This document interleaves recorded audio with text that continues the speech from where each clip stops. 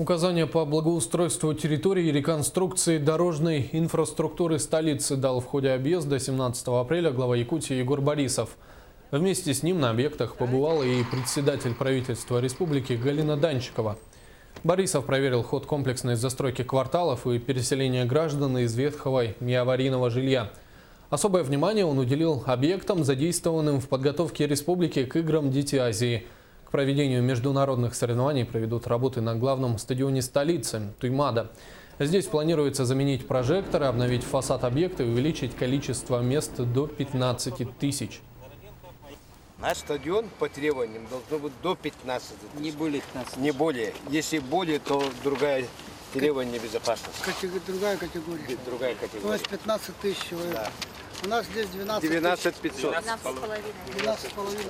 2500 не должны быть. Немного добавляется. Немного.